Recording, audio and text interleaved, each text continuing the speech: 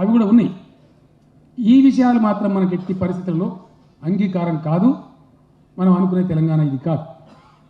కాబట్టి నేను చంద్రశేఖర్ గౌడ్ గారితో, ఇక్కడ ఉన్న మా విఠల్ గారు, మా వెంకటస్వామి గారు, మా శ్రీనివాస్ గౌడ్ గారు, మా దేవి ప్రసాద్ గారితో దయచేసి నా ప్రార్థన మీతో ఒకటి.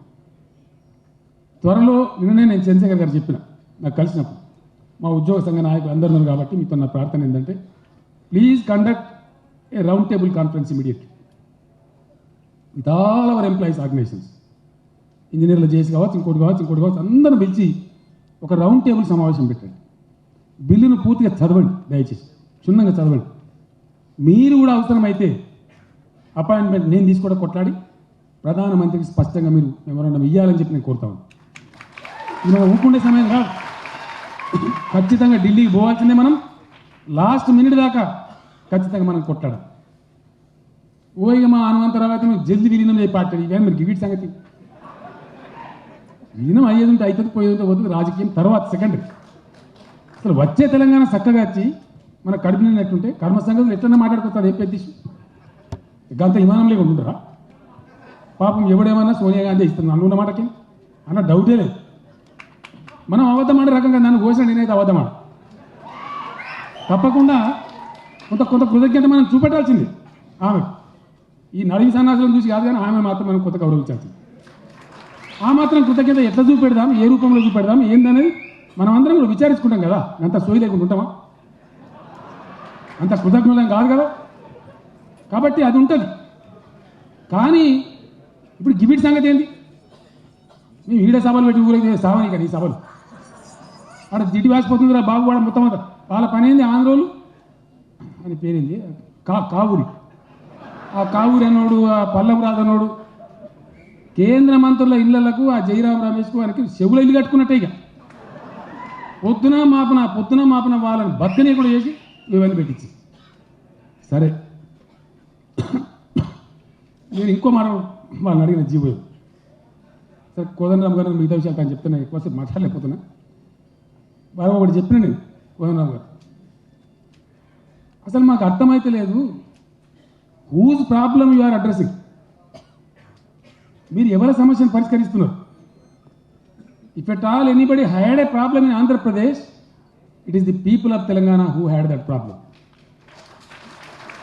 మీరేందని నాకు అర్థం. దోచుకోబడ్డది మేము, దోపిడీకి గురైంది మేము, కోల్పోయిన వాళ్ళం మేము, ఉద్యోగాలు కోల్పోయింది మేము, మా నిధులు కోల్పోయింది మేము, మా నదుల నీళ్ళు కోల్పోయింది మేము. మీరు వాళ్ళు గాయ చేయగానే గాబర అయిపోయి మీరు పోలవరం ప్రాజెక్ట్ ప్రకటిస్తారు. మరి మా సంగతి మాకెందుకు ఒకటి ప్రకటించరు? ఇవి తెలంగాణ ఇచ్చిందే మా ఎక్కువ అన్నట్ట. ఏం చేసుకోవాలి తెలంగాణ? మేము ప్రజలకు ఏం ఐడా? మేము పైకి రావద్దా? అభివృద్ధి కావద్దా?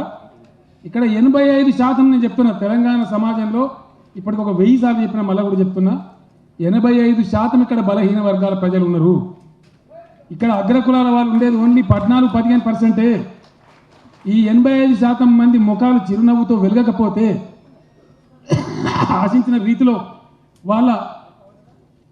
వాళ్ళకు వెల్ఫేర్ జరగకపోతే ఈ రాష్ట్రం వచ్చి కూడా నిరర్థకమని మనం చేస్తాం. రేపు ఖచ్చితంగా తెలంగాణలో ఉండేటువంటి ఇక్కడ నష్టపోయిన వాళ్ళు, కష్టపోయిన వాళ్ళు, దుబాయ్ పోయి చచ్చిపోయిన వాళ్ళు, దుబాయ్ బతకపోయిన వాళ్ళు, బొగ్గుబాయిలో పనిచేసి నాశనం అవుతున్న వాళ్ళు అంత బలహీన వర్గాలు. సరే, 1-2% ఓజీల్లో కూడా ఉండొచ్చు దరిద్రులు, మన వాళ్ళకి వ్యతిరేకంగా. కానీ ఎక్కువ శాతం మంది కష్టపడేది వీళ్ళు. రేపు తెలంగాణ వస్తే మనకు బడ్జెట్ మంచిగా ఉండి, మన నిధులు మనకుండి, మన పిల్లలకు ఉద్యోగాలు దొరికి, మనకు నీళ్ళు వచ్చి, మన పంటలు పండి మనం బతకాలి అనుకుంటున్నాం. మనుషులు దోసుకొని బతుకుతాం అనుకుంటున్నాం, కష్టపడి బతుకుతాం అనుకుంటున్నాం, పని చేద్దాం అనుకుంటున్నాం. మా స్వామి గౌడ్ గారు, దేవిప్రసాద్ గారు పలు సందర్భాల్లో చెప్పింది, అన్నా మీరు చెప్తున్నారు కదా 1-2 గంటలు ఎక్కువ పనిచేస్తాం తెలంగాణ పునర్నిర్మాణం కోసం, తయారైన ఉద్యోగం అని చెప్పి. So in a situation like this, I humbly once again request the Honorable Prime Minister from this dais. KCR మాట్లాడుతుంటే గ్యారెంటీ సిఐడీలు ఉంటారు నాకు తెలుసు. సిఐడి మిత్రులకు నేను నమస్కారం చేసి చెప్తున్నా, జల్దీ పంపిణీ ప్రధానమంత్రి. వాళ్ళు పక్కా ఉంటారు, ఇంకా నేను ఆడిపోతున్నా ఏమంటే నీళ్ళ లెక్కన ఉంటారు. కోదండరాం నేను ఆయన ఏమడు 4 ఉంటారు, నా ఏమడు 4 ఉంటారు. అట్లా తొందరగా పంపించండి. మేము న్యాయం కోరుతున్నాం, ధర్మం కోరుతున్నాం. మేము ఆంధ్ర వాళ్ళకి ఏదో ఇచ్చిన మాకు అది బంద్ చేయమని అంటలేము. మీ ఇష్టం వాళ్ళకి ఇంకో 1,00,000 కోట్లు ఇచ్చుకోరు, మాకేం అభ్యంతరం లేదు. కానీ మాకేమి ఇస్తారో చెప్పండి. ఈ పెట్టిన ఆంక్షలు తీసేయండి చాలు మాకు. మేము అంతకన్నా గొంతెమ్మ కోరికలు కూడా కోరం. ఆంధ్రోళ్ళు మాట్లాడినట్టు అడగలు అదరగానే మాట్లాడు కూడా మాకు రాదు. మాది సాఫ్ సీదా మనసులో మేము కోపం వస్తే అందుకుంటాం, మళ్ళీ తెలంగాణ తర్వాత అనిపించుకుంటాం. అది తెలంగాణ మనస్తత్వం. కాబట్టి ఇంత చేసి మీరు మాకు ముఖానికి ముక్కుకు మసి పెట్టినట్టు చేయకండి. దీన్ని ఒప్పుకుంటే ఇప్పుడు నేను కేసీఆర్ని ఏమంటారు? రేపు చరిత్రలో ఏం రాస్తుంది? కేసీఆర్ అంటూ అందరిని కలుపుకొని బాగానే కొట్లాడి, కానీ లాస్ట్ సన్నాసికి ఇట్లా కాంప్రమైజ్ అయ్యి ఇన్నేళ్ళు కొట్లాడి ఇప్పుడు ఆ ముక్కుకు మసి పెట్టుకొని చరిత్రలో కదా రాపించుకున్నాం. మరి చెన్నారెడ్డి అంటారు కదా, మరో చెన్నారెడ్డి అంటారు. ఇంకేంది? ఎవడేమైనా సరే కానీ నేను మాత్రం అపకీర్తి మూట కట్టుకోదలుచుకోలేదు. ఇక సచ్చిందో ఉన్నాడు బతికిందో ఉన్నాడు యాందాకాలం మంచిది. అవసరమైతే ఈ వేదిక ద్వారా తెలంగాణ ప్రజలకు నేను ఇచ్చే పిలుపు ఒకటి, ఏనుగెళ్ళింది తోక చిక్కింది, ఇది అప్రమత్తంగా ఉండే సందర్భం. ఈ సందర్భంలో ఖచ్చితంగా మనం కోరుకున్న, మన ప్రజలు కోరుకున్న తెలంగాణ రావాలి, తెలంగాణ సమాజానికి ఉపయోగపడే తెలంగాణ రావాలి. లేదంటే ఖచ్చితంగా సంపూర్ణ తెలంగాణ సాధన కోసం మరో యుద్ధానికి కూడా తెలంగాణ సమాజం సిద్ధంగా ఉండాలి. ఎందుకు రాజీ పడాలి? ఎవరి కోసం రాజీ పడాలి? మమ్మల్ని దోపిడీ చేసిన ఆంధ్రుల కోసం ఇంకా మేము ఇవాళ కూడా రాజీ పడాలన్నా? Why are you letting down the people of Telangana? We're not going to agree that. ఈ 4 ముచ్చట్లే ఈ వేదికను చెప్పదామని నాకు కుదర వివరిస్తున్నా. గ్రూప్ 1 ఆఫీసర్స్ పాపం వాళ్ళు చాలా ధైర్యం చేసి అప్పుడు సంఘం పెట్టినటువంటి గొప్ప ఉద్యోగ సంఘ నాయకులు నేను చంద్రశేఖర్ గారిని, మిగతా కార్యవర్గ సభ్యులు అందరినీ కూడా అభినందిస్తా ఉన్నాను. టీఎన్జీఓ కొట్లాడు వేరు, గెస్టెడ్ ఆఫీసర్లు గ్రూప్ 1 ఆఫీసర్లు కొట్లాడు వేరు. ఇది సాహసం, ఒక అసాధారణమైన సమస్య. అందరం ఒకటేనే కాబట్టి ఇప్పుడు కేంద్రం దిగింది కదా అప్పగరభాయం. సో ఈ ఐక్యతను కొనసాగిద్దాం.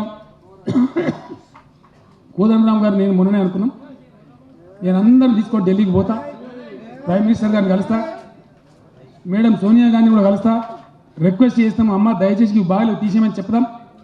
బిల్లు పార్లమెంట్లో మొత్తం ప్రవేశపెట్టక ముందే ఈ సవరణలు చేసి పార్లమెంట్లో పెట్టాలి, అది మా డిమాండ్. ఫైనల్ని ముగించే ముందు మా ఉద్యోగ సంఘ నాయకులతో మనవి, అర్జెంటుగా ఒక రౌండ్ టేబుల్ కాన్ఫరెన్స్ పెట్టండి. బిల్లులో ఉన్న వాటి వల్ల వచ్చే రిపర్కషన్స్ ఏంటి కూలంకషంగా చర్చించి దాన్ని రికార్డ్ చేయండి పేపర్ మీద. That's what we will carry the honourable prime minister of India. Number 1. Kodandaram గారు నేను కోరుతా ఉన్నా. ఇంకోటి ఏంటంటే గమ్మత్తైన మనుషులు కదండి మన ఈ ఆంధ్రులు. ఇటువంటి జాతి అని ఉంటుందో ఉండదో నాకు తెలియదు. ఏం కాయ ఏం బొబ్బ ఏం జాతి. ఇప్పుడు ఒక రాష్ట్రం ఏర్పాటు చేయడము అంటే ద లాస్ట్ స్టెప్ ఏంటంటే రాష్ట్రపతి డ్రాఫ్ట్ బిల్లును శాసనసభకు పంపించడమే చివరి స్టెప్. భారతదేశ చరిత్రలో రాష్ట్రపతి శాసనసభకు పంపించిన తర్వాత ఏ రాష్ట్రం కూడా కాకుండా ఉండలేదు. ఇప్పటికి కూడా కిరణ్ కుమార్ రెడ్డి ఇంకెవరో మోపై దీనికి ఇది బాగాలేదు, దానికి అది జటా లేదు, దీనికి దీర్ఘం లేదు, తెలుగులో అనువాదం లేదు, చదవడానికి 5 ఏళ్ళు పడుతుందట.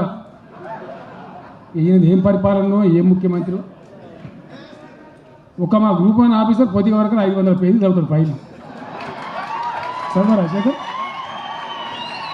ఫైళ్ళు వస్తే 1000 పేజీలు చదువుతాడు. అటువంటిది ఇన్ని కిరికిరి పెట్టి మాట్లాడుతున్నాను. నేను అంటేనేమో ఇక అన్నట్టు బాధ. అసలు ఆంధ్ర ప్రాంతం ఎవడన్నా ఒక మీద ఉన్నాడా లేడా నాకు డౌట్. ఎందుకంటే ఒక్కడని ఉండాలి కదా. అరే గట్ట ఆంధ్రబాయ్ గిట్ట అని మాట్లాడుతూ ఉండాలి కదా. టెక్నికాలిటీని నమ్ముకుంటూ ఇంకా రాష్ట్రం కాదని చెప్పేటి పాపం ఆంధ్ర ప్రజలను కూడా మోసం చేస్తూ వాళ్ళ ఆత్మవంచన చేసుకుంటూ పిచ్చి పిచ్చి చేసాలు చేస్తూ ఉంటాం. మనం కూడా ఇక పాము చిన్నదంటే కలవదు, పెద్ద కట్టలు కొట్టాలి. కోదండరామ్ గారితో ఉన్న రిక్వెస్ట్, ఈ 3 తారీఖు తర్వాత ఏం తేదీ ఆలోచిస్తారో ఏం సంగతో ఇందిరా పార్క్లో ధర్నా పెట్టుంది. మన ఉద్యోగులందరూ రమ్మందాం. నేను ఒక 15, 20, 25 వేల మందితో దద్దరిపోవాలి. దాని సంఘటన చూసుకున్నది. మనం కూడా ఊరుకుంటే కలవదు. వచ్చింది అయిపోయింది బై తెలంగాణ అని చెప్పి మనం కూర్చున్నామంటే చల్లగుంటే కలవదు. ఒక కథ చెప్పి ముగిస్తాయి.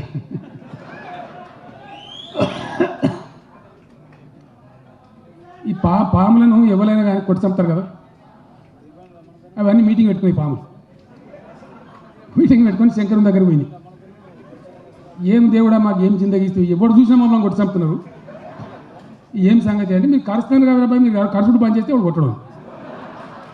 మళ్ళీ పాములన్నీ సమావేశం పెట్టి ఇక కరుసుడు బంద్ అని బంద్ చేసి ఇక భయం తప్పింది, మనుషులకు భయం తిరిపి. ఒక పేద ఆయన పాపం కూలి పని చేసుకుంటే ఆయన అడిగి పోయి కట్టెలు కొట్టాడు, తాడు మర్చిపోయాడు మోపుతాడు. అటు చూసేట్లో మంచి పాముడు పెద్దది పోతుంది, ఆయన దాన్ని తెచ్చాడు కట్టాడు. ఈ కట్టెల మోపు కదా ప్రయాసం ఉంటుంది, అడుగు నుంచి మోసి తెచ్చి మంచిగా సూట్ కేసు కింద పెట్టాడు, బెటర్ దాన్ని దిప్పుకుని ఎత్తేసే వరకు పాపం దాన్ని వెన్నెంక అంత తిరిగిపోయి డేక్కుంటూ మళ్ళీ శంకరుడు గుడికి పోయి ఏమి సామి నువ్వు కరవకమంటే మళ్ళీ గిట్ల కాబట్టి పరిస్థితి నేను కరవకమన్నా కానీ బుస్ కొట్టకమన్నా అన్న బుస్ అంటే వాడు అగిరి ఆడ దుంకడు ఒక దెబ్బ లౌక్యం ఉండాలి గట్నే. ఇప్పుడు మనం కూడా బుస్ మన పద కలవస్తారు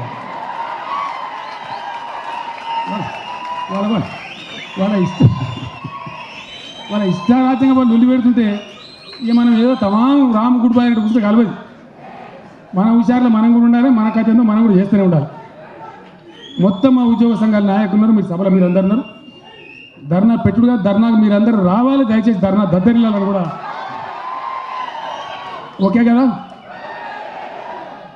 ఇది తెచ్చు నీ బాధ్యత మీరు వాళ్ళంతా ఓకే ఆ విధంగా చేయాలని కోరుకుంటూ ఈ సమయంలో అప్రమత్తంగా ఉండాలి. మా తమ్ముడు పొన్నం ప్రభాకర్ కూడా తప్పకుండా నిజాయితీతో తెలంగాణ కోసం కొట్లాడిన వ్యక్తుల్లో పొన్నం కూడా ఒకటి, అందులో అనుమానం లేదు. నేను చెప్పిన కదా నాకు అబద్ధం చెప్పుడు రాదు, నన్ను కోసినా సరే కొట్లాడిండు. జైల్లో వేస్తే కూడా ఈ మూర్ఖ ముఖ్యమంత్రి జైల్లో వేస్తే కూడా నేను ఫోన్ చేసిన రాత్రి 2 గంటలకు ఎల్ఎండి పోలీస్ స్టేషన్, ఆ ఎస్ఐ ఎవడో దుర్మార్గుడు పోలీస్ స్టేషన్ పడబెట్టినాను.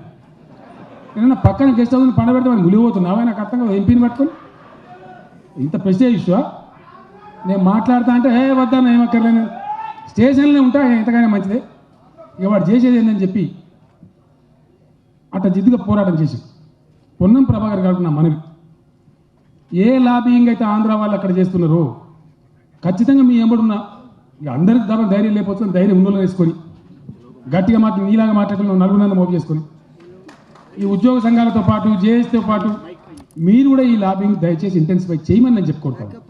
ఇక మనం అందరం తిప్పల పడ్డాం, ఇలా ఫలం అందుకోబోతున్నాం. ఆ ఫలం ఏదో మంచి ఫలం తెచ్చుకుంటే మనం భవిష్యత్తు పిల్లలు బాగుపడతారు, వాళ్ళ కోసం మంచిగా ఉంటుంది. అందుకోసం తప్ప ఇంకా వేరే దురుద్దేశాలు మనకు లేవు. సో ఆ విధంగా సకల ప్రయత్నాలు చివరి నిమిషం వరకు చేద్దాం, మొక్కబోని దీక్షతో ముందుకు పోదాం. ఈరోజు డైరీ ఆవిష్కరింపజేసినటువంటి బహుశా ఈ సంవత్సరం this is the first diary of 2014. Chandrashekar Goud గారిని నేను హృదయపూర్వకంగా వారిని వారి కార్యవర్గ సభ్యులను ఈ డైరీ రూపకల్పనలో వారికి సహకరించిన ప్రతి ఒక్కరికి కూడా హార్ట్ఫుల్గా ధన్యవాదాలు, థ్యాంక్స్ చెప్తూ నన్ను ఇక్కడి వరకు రప్పించి నా అభిప్రాయాలు నా ఉద్దేశాలు మీతో పంచుకునే అదృష్టం కల్పించినటువంటి శ్రీనివాస్ గౌడ్ గారికి, మా చంద్రశేఖర్ గౌడ్ గారికి, హనుమంత్ నాయక్ గారికి, మిగతా మిత్రులందరికీ కూడా ధన్యవాదాలు తెలియజేస్తూ తెలంగాణ ఉద్యమ బంధనాలు తెలియజేస్తూ నేను విరమిస్తా ఉన్నా. నేను వెళ్ళి కూడా పోతా, దయచేసి మీరు నాకు పర్మిషన్ ఇవ్వాలి. ఎందుకంటే నాకు ఎట్లుంటుందంటే నేను ఎప్పుడు వచ్చిన మీటింగ్కు 20 మంది మాట్లాడక నేను మాట్లాడాలి. ఇవాళ రివర్స్ అయింది, జ్వరం పుణ్యమని. జ్వరం వచ్చిన నేను బతికిపోయినా. సో నాకు సెలవు ఇవ్వాలని కోరుకుంటూ నేను ఇద్దరు సెలవు తీసుకుంటా ఉన్నా. జై తెలంగాణ, జై తెలంగాణ, జోహార్ తెలంగాణ మన వీరులకు.